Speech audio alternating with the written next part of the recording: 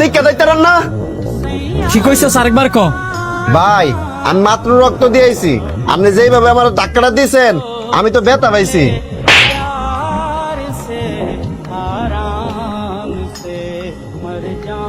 ফকির নির্ভূত, আমি তোর ধাক্কা দিছি না তুই আমার ধাক্কা দিছস?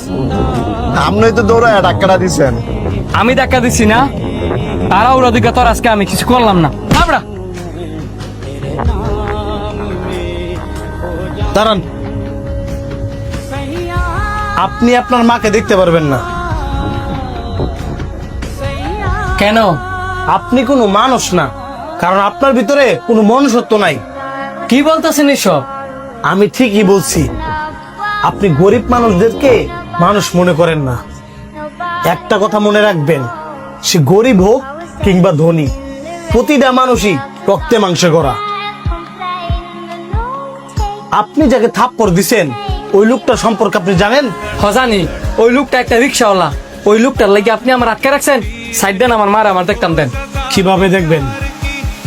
আপনার মা তো রক্তের অভাবে মারা গেছে। আপনাকে যে রক্ত জোগাড় করতে বলছিলাম, রক্ত জোগাড় করছেন?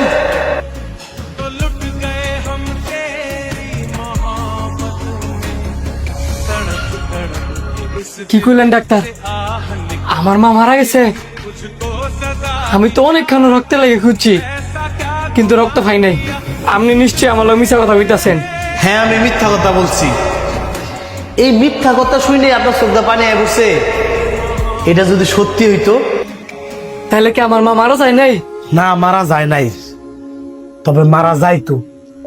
আপনি যে রিক্সাওয়ালাটা থাপ্পড় দিছেন, ওই রিক্সাওয়ালাটা যদি সঠিক টাইমে আপনার মার রক্ত না দিত। আরে মিয়া, বড় লোক দিয়ে গরিব চলে না, বরঞ্চ গরিব দিয়ে বড় লোকরা চলে। আপনি পারতেন আপনার চাইতে কোনো ধনী মানুষের রক্ত দিয়ে আপনার মারে বাঁচাইতে?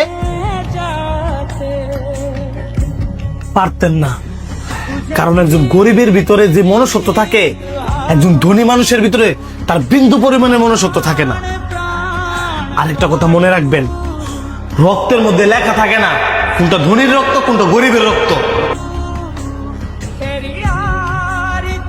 আপনার মা যদি শুনে যে লোকটা আপনার মারে রক্ত দিয়ে বাঁচাইছে আপনি তার সাথেই খারাপ ব্যবহার করছেন, আপনার মা কতটুকু কষ্ট পাইব? ওই লোকটা এখান থেকে চলে যাওয়ার আগে